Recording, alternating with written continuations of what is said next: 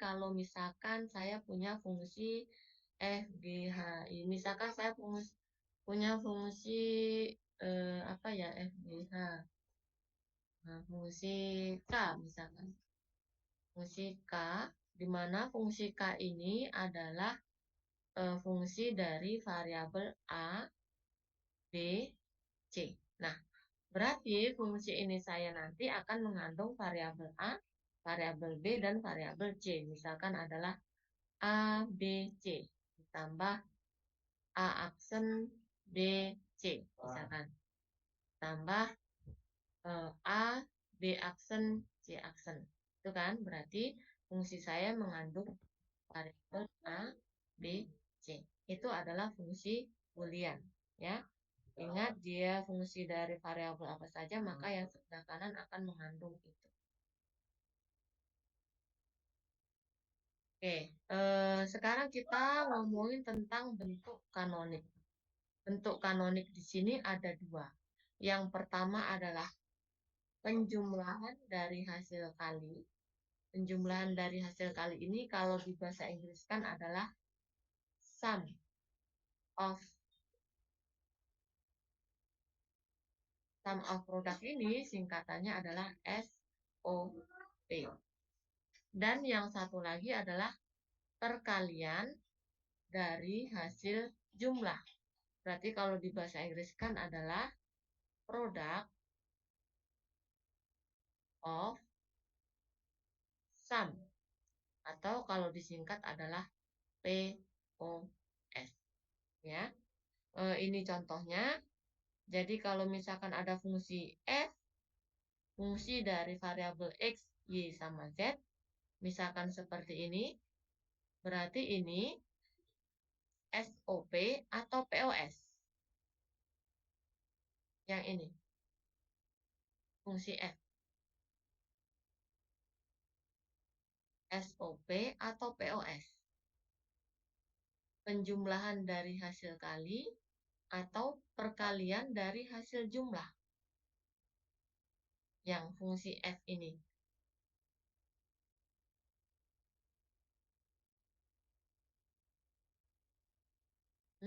Penjumlahan dari hasil kali.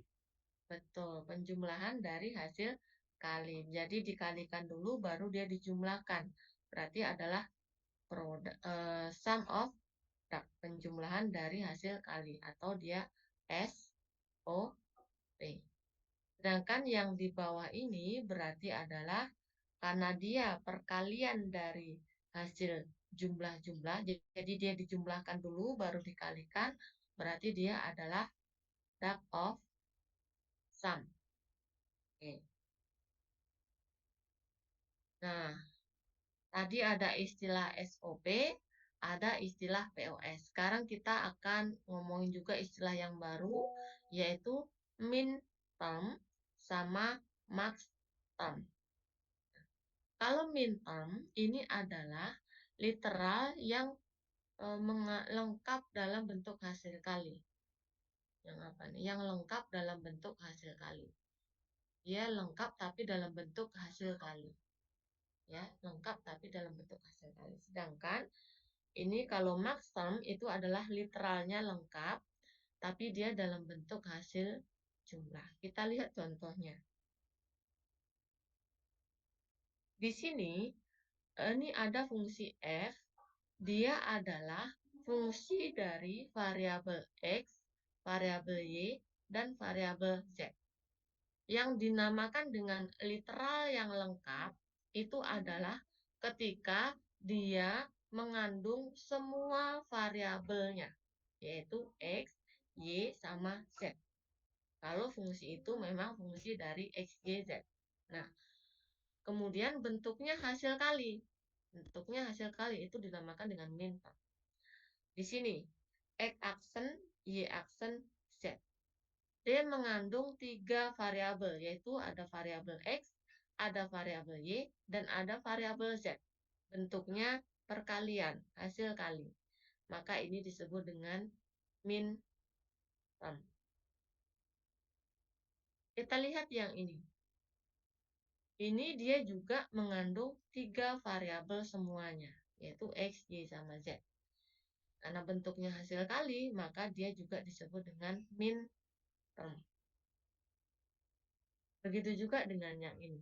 Ini juga disebut dengan min term.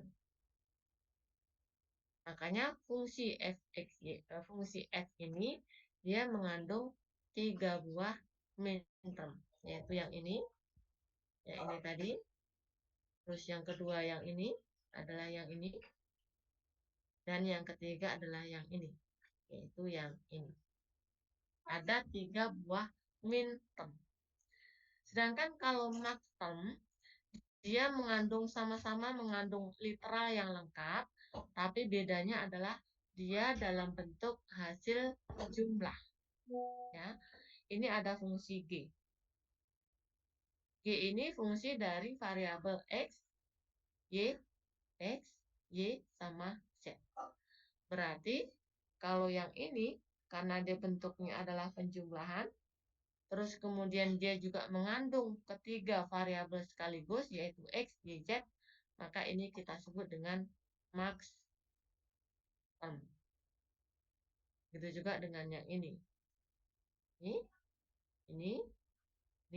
Ini semuanya adalah max term. Makanya untuk fungsi G ini, dia punya 5 buah max term, yaitu 1 yang ini, 2 yang ini,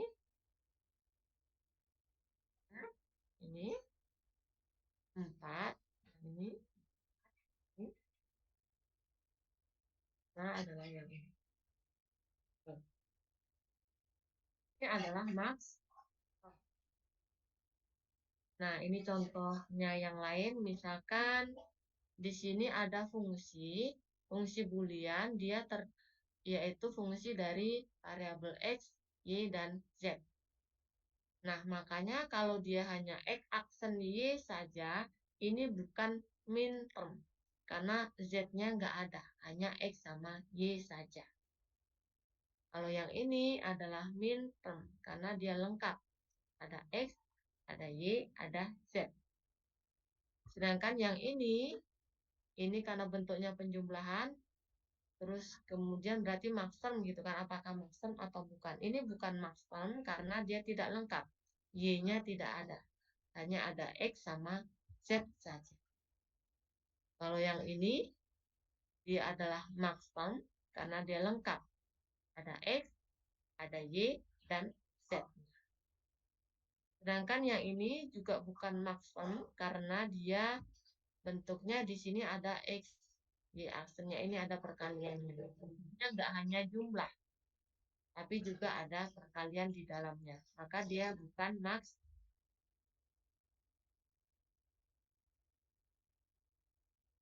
Oke, tadi ya ini SOP tadi sudah adalah sum of product, sedangkan POS adalah product of sum.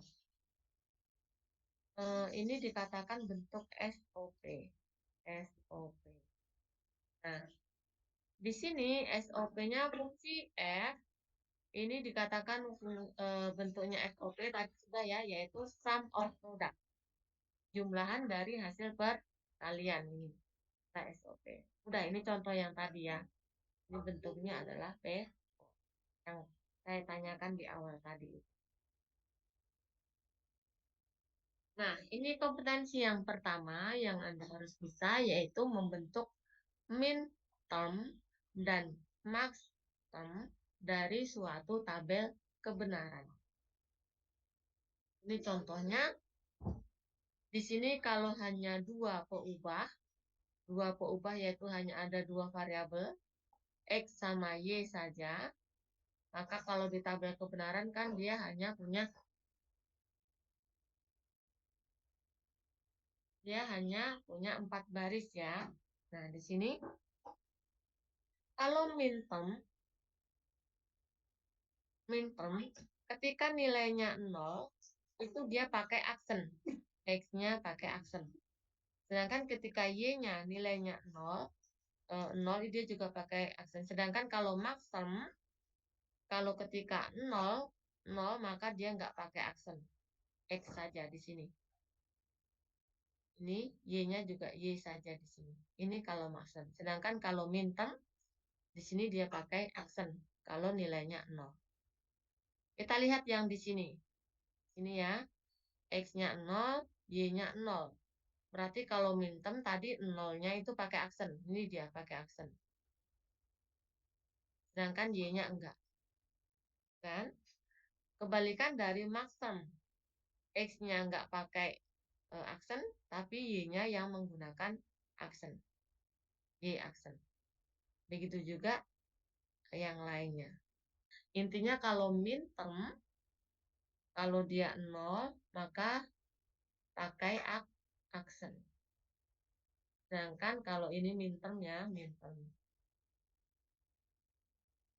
Kalau 1 tidak pakai tidak pakai aksen. Tidak pakai aksen. Sedangkan kalau aksen kebalikannya, kan? Ini contoh yang lainnya ketika ada 3 peubah, 3 variabel, yaitu ada variabel X, Y, sama Z. Sama, kalau minterm, kalau dia 0, maka pakai aksen. Kalau maxterm, kalau dia 0, dia nggak pakai aksen. Itu saja, mudah. Contohnya yang ini.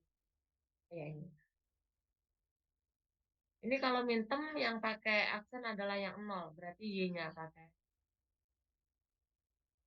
Sedangkan kalau maxterm, yang pakai aksen adalah yang 1, maka di sininya. Ya.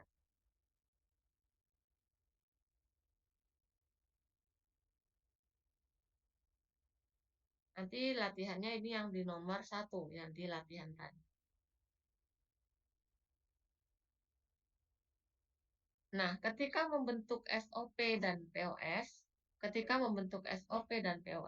nanti akan ada pertanyaannya atau ada soalnya, bagaimana membentuk SOP dari suatu tabel kebenaran.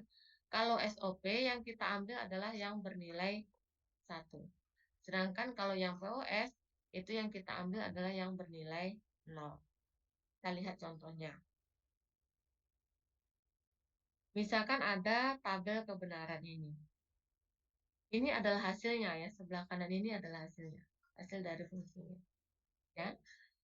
Yang diminta disuruh membentuk bentuk SOP-nya. Kalau SOP tadi yang dipilih adalah yang bernilai 1.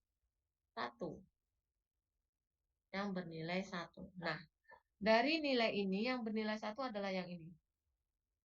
1. Kalau dilihat yang di sampingnya, di sini berarti adalah yang bernilai 1 adalah 001. Ini dia 001. Lalu kemudian 100 yang ini, kemudian 111.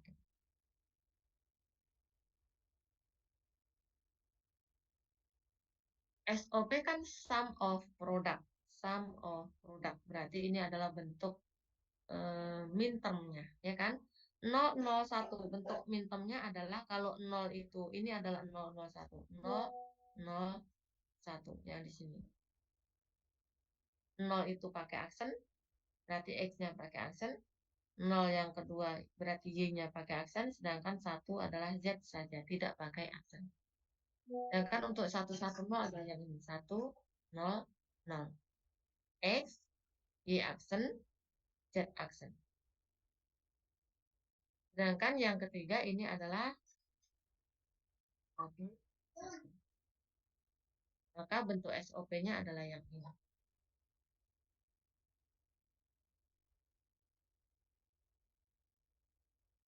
Sedangkan kalau POS, kalau membentuk POS, yang dipilih adalah yang nilainya 0. Yang nilainya 0 berarti ini dia. Ini 0, 0. Kan? Kalau kita lihat berarti di sini ada 0, 0, 0. Ini dia 0, 0, 0. Lalu kemudian 0, 1, 0. 0, 1, 0 adalah yang ini. 0, 1, 1 adalah yang ini. 0, 1, 1. 101 adalah yang ini, dan yang terakhir adalah 110. Nah, karena POS adalah product of sum, perkalian dari penjumlahan, itu kan perkalian dari penjumlahan, berarti maxterm, ini adalah 0, 0, 0. Maxterm tadi kalau 0 itu dia nggak pakai aksen, ya kan? Sedangkannya ini adalah 0, 1, 0. Ini dia. 0, 1, 0. Sedangkan yang ini 0, 1, 1 berarti adalah yang ini. 0, 1, ini adalah 1, 0, 1. Ini adalah 1, 1, 0. Ini adalah bentuk TOS-nya. Ya. Jadi dari tabel kebenaran tadi kita bisa membentuk minterm sama maxterm. Dari tabel kebenaran ini juga kita bisa membentuk SOP sama POS-nya.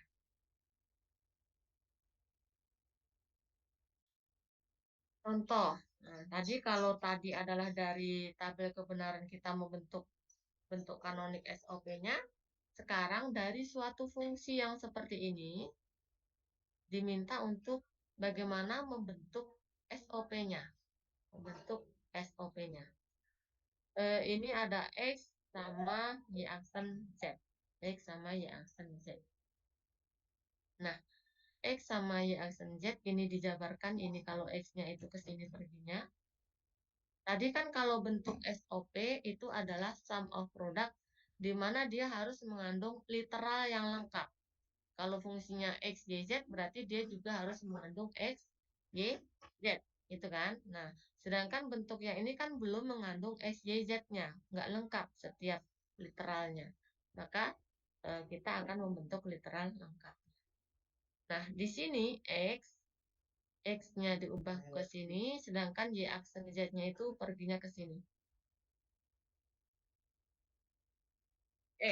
X itu sama dengan X dikali Y ditambah Y aksen. Nah, ini Y ditambah Y aksen itu kalau pakai hukum aljabar boolean tadi, Y ditambah Y aksen itu sama dengan 1.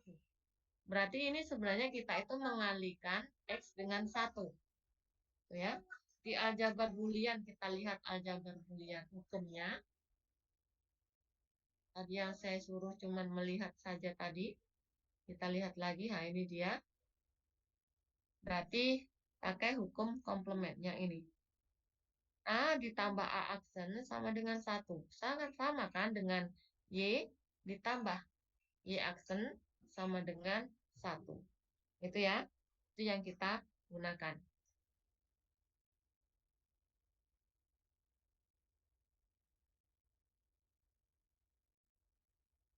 Ini dia.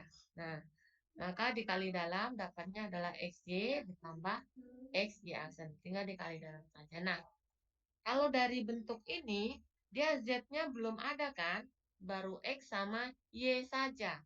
Maka kita kalikan lagi dia dengan Z ditambah Z aksen. Sini, supaya dia semuanya mengandung Z. Begitu juga dengan yang di sini. Dikali dengan Z ditambah Z aksen. Ini pakai hukum komplement. Ya, hukum komplement. Ini juga masih pakai hukum komplement. Di mana kalau Z ditambah Z aksen itu sama dengan 1. Maka tinggal kita kalikan dalam, berarti X, Y dikali Z, X, Y dikali Z aksen kali dalam. Sedangkan yang ini juga X, Y aksen Z, X, Y aksen, Z aksen. Dapatlah yang ini. Jadi yang X sendiri ini tadi ketika dijabarkan, dapatlah ini dia. X yang sendiri tadi. Nah, sedangkan untuk Y aksen Z, karena dia hanya mengandung Y sama Z saja, X-nya belum, berarti kita kalikan juga dia dengan X ditambah X aksen. Nah, dikalikan dalam saja, X-nya berpindah ke depan ya, biar urutannya bagus. Berarti X, Y aksen Z yang ini, tambah dengan X aksen, Y aksen, Z. Tambah dengan ini. Maka ketika dijumlahkan, tadi awalnya adalah yang ini. Setelah kita jabarkan semuanya tadi, kita dapat yang ini. Nah, di sini kita juga menerapkan hukum aljabar Boolean lagi, yaitu ketika ada sesuatu yang sama, ketika dijumlahkan itu menjadi dirinya sendiri. Ini yang sama adalah X, Y, Z. Ada yang sama nggak? Nggak ada. X, Y, Z aksen nggak ada. X, Y aksen Z ada. Ini yang sama. X, Y aksen Z sama dengan ini. Nah, di dalam hukum aljabar lagi, ketika dia ditambahkan dengan dirinya sendiri, maka dia berubah menjadi dirinya sendiri, tidak menjadi dua. Ya, ikut hukum aljabar Boolean. Yang ketika ditambah dengan dirinya sendiri, maka dia menjadi dirinya sendiri. Itu yang ini. Jadi A ditambah A itu bukan 2A, tapi jadi A saja. Begitu juga dengan A ketika dikalikan dengan A, itu juga menjadi A saja, bukan A pangkat 2, bukan. Ini yang kita gunakan di yang ini tadi. Berarti hukum idempotent. Idempotent. Ya, karena ini sama, pakai hukum idempotent.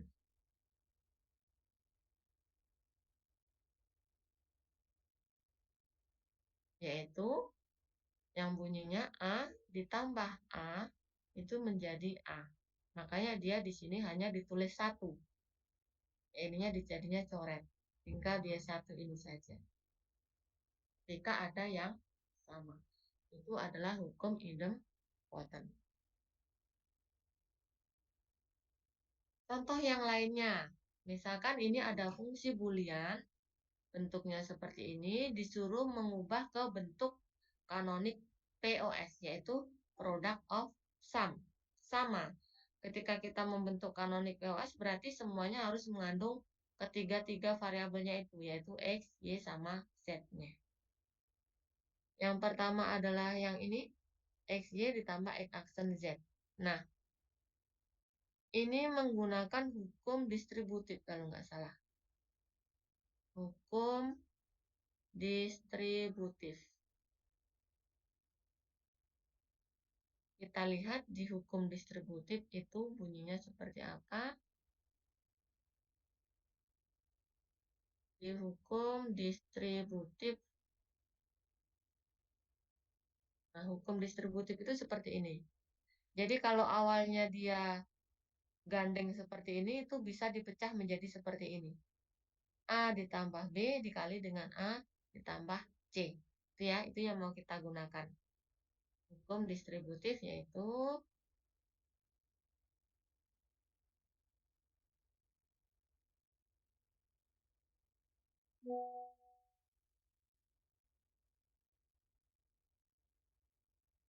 tadi bunyinya adalah kalau ada misalkan yang gabung seperti ini A ditambah BC itu sama dengan A ditambah B dikali dengan A ditambah C. Nah, ini kita mau memecah yang ini. Ini kan gandeng. Berarti ini kita anggap A-nya, kita anggap dia A-nya, ini adalah BC-nya. Kita mau pecah. Maka B di sini, C-nya di sini. Itu ya, ikutin yang formula ini. Oke. Seperti ini bentuknya, lalu kemudian setelah ini sudah, kita pecah lagi yang ini, yang bergandeng ini. Kita pecah menjadi seperti ini. Jadi ini, kita pecah menjadi seperti ini. Sedangkan yang ini, kita pecah menjadi seperti ini. Menggunakan hukum distributifnya. Nah, di sini apakah ada yang sama menggunakan hukum idempotent lagi? Idempotent lagi. Jadi kalau A dikali A itu sama dengan A. ya. Kalau ada yang sama berarti kita cukup menuliskannya satu kali. Ini X ditambah Z nggak ada yang sama ya. Oh ini dia berarti hukum ini, komplement.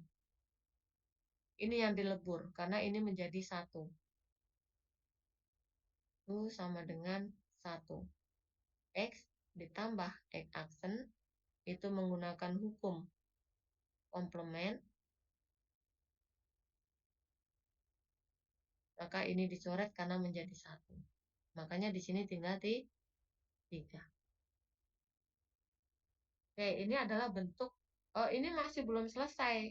Karena di sini dia masih hanya mengandung, di sini hanya variabel X sama Y saja, di sini hanya variabel X sama Z saja, dan di sini hanya variabel Y sama Z saja, sedangkan X-nya. Oke, belum selesai kerjaan kita. Nah, supaya dia mengandung ketiganya, di sini kita tambahkan dengan X aksen Y, kita tambahkan dengan Z, Z aksen. Ini pakai hukum komplement juga, menggunakan hukum komplement juga, bahwasanya kalau Z, Z aksen itu sama dengan 0. Ya, hukum komplement. Sedangkan kalau Z ditambah Z aksen sama dengan 1 gitu ya, hukum komplement. Sedangkan kalau dikalikan dia sama dengan 0. Berarti ini itu sebenarnya kita hanya menambahkan dia dengan 0. Begitu juga dengan yang ini. Karena di sini hanya ada X sama Z saja, yang kurang adalah Y, berarti kita tambahkan dengan YY aksen. Yang sini hanya ada Y sama Z saja, berarti kita tambahkan dengan XX aksen. Nah, ingat ZZ aksen sama dengan 0, YY aksen juga sama dengan 0, mengikuti hukum komplement. XX aksen juga sama dengan 0. Nah, ketika dijabarkan menggunakan hukum distributif, yang ini menggunakan hukum distributif tadi, maka dapatlah hasilnya seperti ini. Kita pecah yang bergandeng ini menjadi di sini dan di sini. ZZ aksennya. YY aksennya juga kita pecah menjadi di sini menggunakan hukum distributif tadi, di sini. Sedangkan XX aksennya juga mecah dia di sini dan di sini menggunakan hukum distributif. Berarti ini kita gabungkan semuanya. Ini 1, 2, 3, 4, 5, 6. Ada 6, tapi di sini hasilnya hanya ada 4. Mungkin ada yang sama sehingga dia bisa dicoret. Yang sama di sini adalah ini X aksen Y sama Z.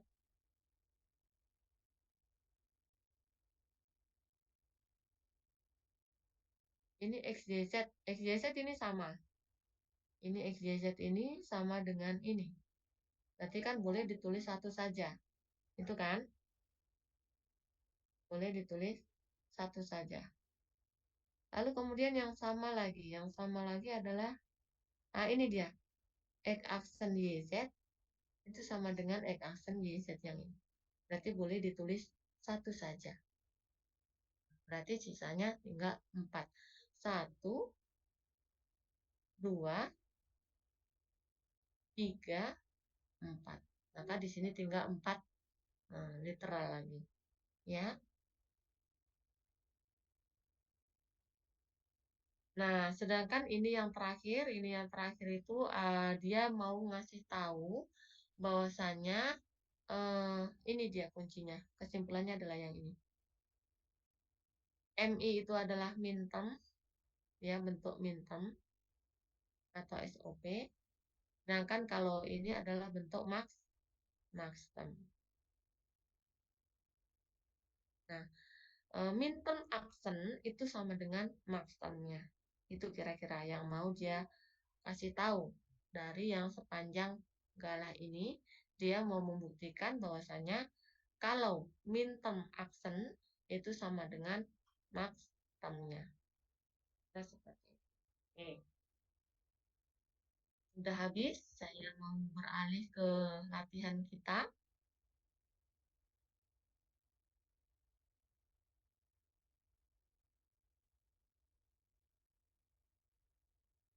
Alih ke latihan kita. Jadi di dua file yang saya kirimkan di grup tadi, itu saya coba merangkumnya, merangkum dari perkuliahan kita hari ini. Yang pertama itu adalah bagaimana membentuk minterm sama maxterm dari suatu tabel kebenaran tadi, gitu kan? Lalu kemudian setelah itu kompetensi yang kedua itu adalah dari suatu tabel kebenaran yang B tadi, dari suatu tabel kebenaran Anda diminta untuk membentuk SOP sama POS-nya. SOP sama POS-nya. Caranya adalah seperti ini. Tadi kalau yang SOP kita lihat yang bernilai 1. Sedangkan kalau yang POS kita lihat yang bernilai 0. Sehingga hasilnya adalah seperti ini. Kemudian yang C ini adalah kalau misalnya ada suatu fungsi boolean, ada fungsi yang bentuknya begini misalnya. Kita disuruh membentuk kanonik SOP-nya sama POS-nya dari suatu fungsi boolean. Berarti nanti soalnya adalah misalkan ada suatu fungsi, Anda diminta untuk merubahnya menjadi bentuk SOP, dan yang kedua diminta untuk merubahnya menjadi bentuk POS. Caranya adalah dengan memanfaatkan hukum-hukum aljabar boolean yang tadi. Ini yang saya tuliskan ini adalah yang di slide PPT-nya tadi. Cuman di sini saya kasih keterangan, bahwasanya ini X-nya itu kalikan dulu dengan Y ditambah Y aksen. Ya. Ini kok kayaknya lari ya. Oh iya, ini panahnya lari. Ini harusnya panahnya ke sini ya. X ditambah X aksen ini. Panahnya. Yang pasti dia menggunakan hukum komplement. Ya. Terus yang ke bawah ini juga, ini ada hukum distributif yang dia gunakan, hukum komplement dan hukum idempotent. Idempotent yang sini. Kira-kira seperti itu. Ini adalah yang ada di PPT tadi juga, tapi saya tuliskan ulang di sini dan juga saya tambahkan keterangannya.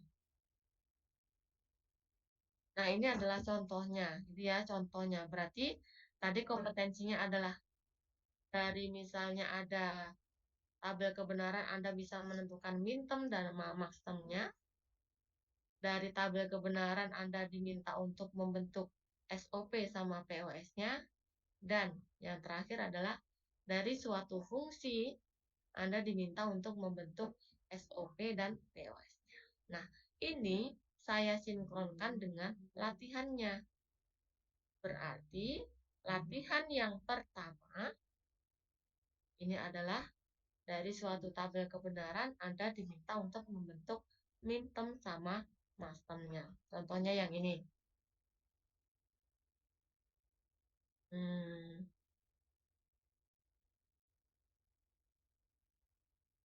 Caranya sama dengan yang dicontoh tadi. Misalkan 01.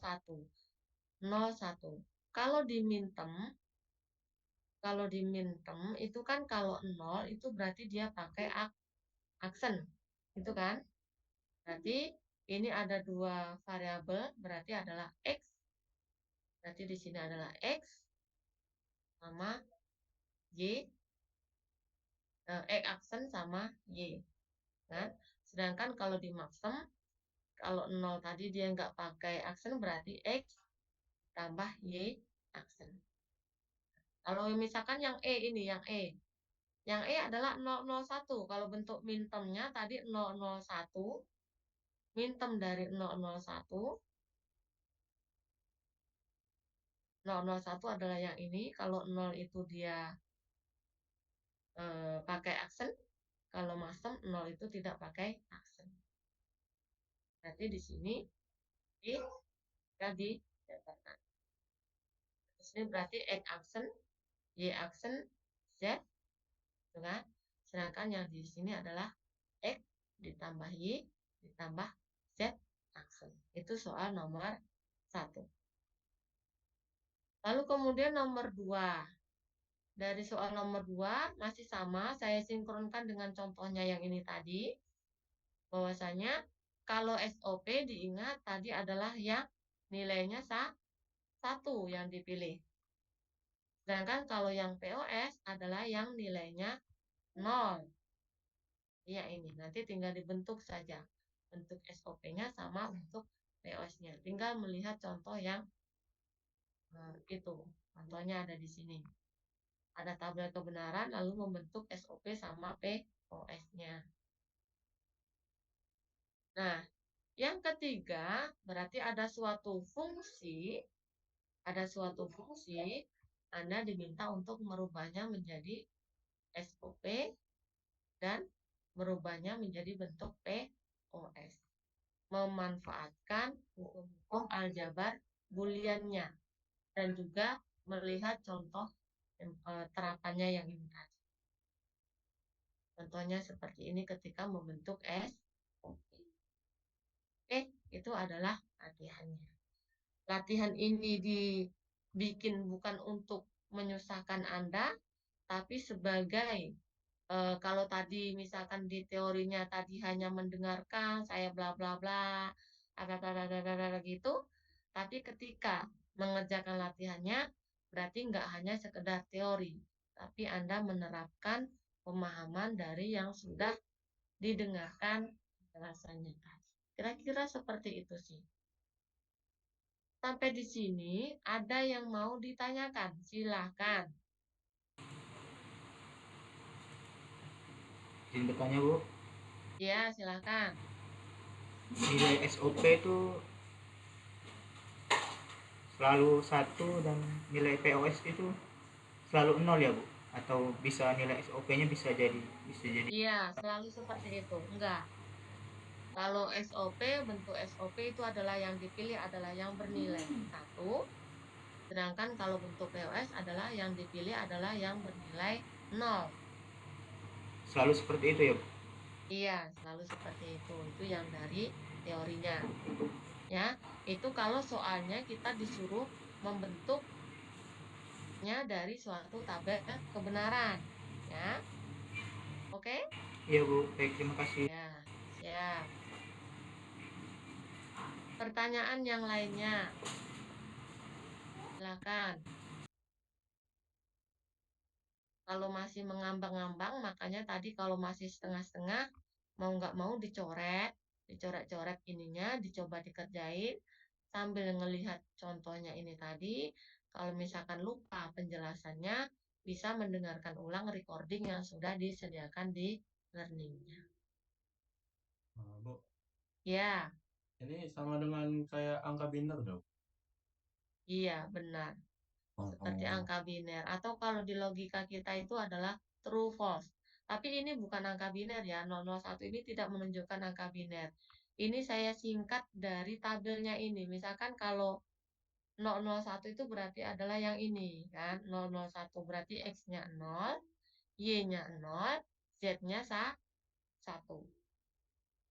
Ini cocoknya kayak logika itu. Nah, ada true, ada false. Ya, angka biner lah itu. Boolean, bull, true, false, 0, 1.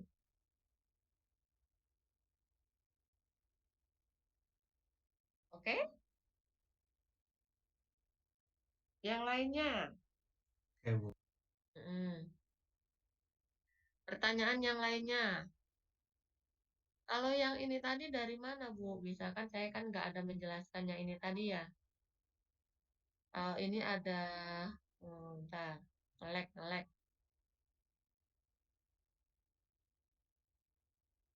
Ini kok ada M1, M4, M5, M6, M7 ini. Ini adalah simbol yang diberikan untuk yang ini tadi. Didapatkannya dari ini tadi. Simbolnya ini adalah yang belum saya coret-coret.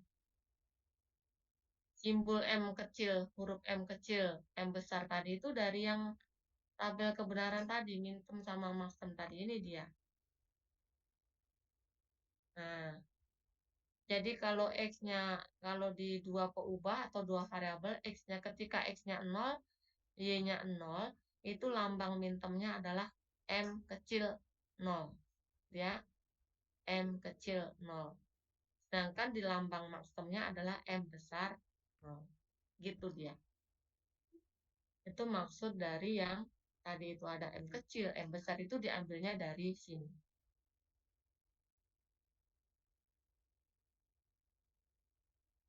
Yang lainnya silakan, ada yang mau ditanyakan?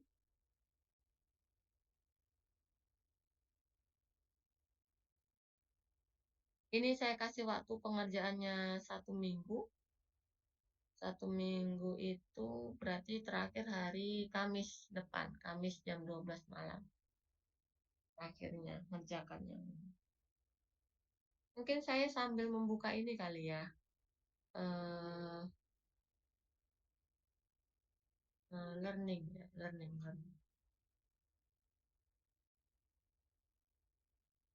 Untuk kelas malam A sama malam B, sepertinya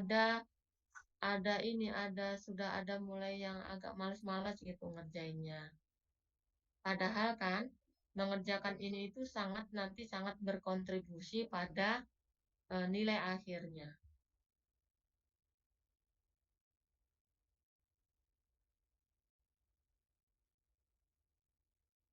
Ya, misalkan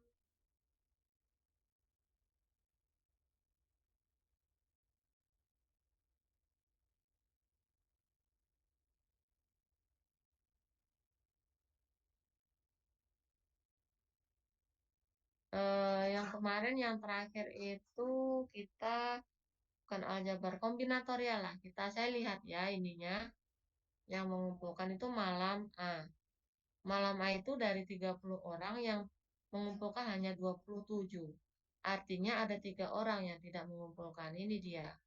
Ada Maulana, ada Rian, sama Sodikul Nur Ilham. Mungkin saya sedikit share ya, kenapa sih kok ini kan termasuk yang mudah gitu ya. Maksudnya tidak ujian yang harus gimana-gimana waktunya terbatas dan sebagainya. Ini kan bisa dikerjakan selama 1 minggu. Saya ilustrasikan seperti ini. Misalkan ini adalah mahasiswanya. Mahasiswa A, B, C. Gitu ya. Lalu kemudian di sini adalah nilai tugas 1, tugas 2. Itu kan kita ada 14, anggaplah ada 10 latihan yang mana diambil nilainya. Nah, ini kan nanti dirata-ratakan itu ya. Rata-rata nilai tugas. Kenapa Anda nggak boleh 0 atau sebaiknya tidak 0? Karena seperti ini, misalkan si A ini adalah orang yang rajin gitu ya. 100, 85, 75, 84, 75, 70 misalkan, 65, 60, 70 gitu kan. Ini kalau sedangkan B ini adalah anak yang pintar misalkan 100, 95, 85, tapi dia itu agak cuai misalkan sesekali dia nggak mengumpulkan tugas misalkan 90, di sini 85, misalkan ini 0 lagi, dia di sini 0 lagi, dan di sini adalah 100 misalkan. Nah, yang di sini adalah anak yang biasa saja, anggaplah dia dapat nilainya tuh hanya sekitaran ini gitu misalkan. 10, paling besar 75, dan seterusnya lah. Kira-kira seperti itu. 70, 65, 68 misalkan. 72, 65 lagi, 60. Kita lihat ya rata-ratanya. Average dari ini. 77,4. Yang ini, yang pinter tadi, dia itu menjadinya rata-ratanya lebih rendah dari yang tidak pintar atau yang biasa ini saja tadi. Yang ini dia bisa dapat 68. Yang ini hanya 64. Artinya dia lebih rendah. Walaupun dia pintar, tapi dalam ini karena ada yang kosong, dia rata-ratanya menjadi turun. Ya, karena yang lainnya tinggi. Ini adalah ilustrasi kenapa selalu rajin upload tugasnya itu berpengaruh pada nilainya. Apalagi kalau udahlah dia kurang-kurang misalkan, terus dia sering kosong misalnya. Dia sering kosong, sering nggak upload tugas. Nah, sudahlah ini. Kan menjadinya hanya 48. Padahal nilai tugas itu adalah nilai yang paling mudah untuk didapatkan. Karena dalam pengerjaannya Anda misalkan bekerja sama dengan temannya pun nggak masalah. Yang penting kan mengerjakan, berlatih mengerjakan latihannya. Nah, yang dinilai di situ adalah Anda melakukan latihannya, artinya Anda mendalami pemahaman teorinya. Itu ya. Nah, yang ini kan sementara, kalau yang seperti ini kan masih saya anggap bahwasanya dia tidak hadir, gitu kan. Dari segi absen nanti dia tidak hadir, saya anggap tidak hadir. Lalu nanti dari segi rekap nilai, jadinya untuk yang nilai kombinatorial ini saya kosongkan nilai tugasnya. Jadi kan ruginya 2 kali. Yang pertama absen dianggap alfa, yang kedua nilainya juga yang harusnya walaupun hasilnya jelek itu setidak-tidaknya dapatlah nilai 50 gitu kan. Tapi karena dia tidak upload sama sekali maka nilainya 0. Maka saya himbau bagi yang nilainya 0 atau tidak upload sama sekali ini, saya beri waktu untuk menyusulkan tugasnya, walaupun absennya masih dianggap alfa, tapi dari segi nilai dia tidak lagi menjadi 0. Misal enggak lah sejelek-jeleknya dapatlah 50 misalnya. Atau sejelek-jeleknya dapatlah 40. Di sini 40. Yang penting enggak kosong. Masih bisa naik dia ratanya. Itu kan? 0 dengan ada itu ya beda lah. Sampai di sini ada yang mau ditanyakan, silakan. Nah, mungkin saya nggak tahu ya, entah minggu depannya lagi itu saya kan akan digantikan oleh Bu Siska. Sebenarnya kan saya ngajar di kalian ini kan hanya menggantikan Bu Siska saja ya, karena Bu Siska itu sedang cuti melahirkan selama 3 bulan. Kalau nggak salah, dia pertengahan bulan ini, atau mungkin nanti tanggal 20-an, saya nggak tahu kapan baliknya atau aktif kembali. Nanti kalau beliau sudah aktif kembali, berarti untuk perkuliahannya itu akan dikembalikan lagi ke Bu Siskanya. Tugas saya untuk mendopingnya sudah selesai. Silakan, sudah cukup untuk malam ini? Cukup? Tinggal di... Alhamdulillah cukup. Ya, oke, cukup ya. Berarti cukup dulu untuk malam ini. Nanti sambil mengerjakan latihannya tadi, sambil melihat contohnya, dan juga sambil mendengarkan ulang recordingnya. Kalau misalkan masih ada yang terlupa atau bingung, atau misalkan sudah bingung sekali, nanti boleh tanya dengan saya ketika bingung dalam mengerjakan latihannya. Nggak usah segan untuk bertanya. Oke, baik. Itu saja berarti pertemuan kita malam ini. Sebentar saya izin dulu mau sniffing tool ini untuk bukti perkuliahan.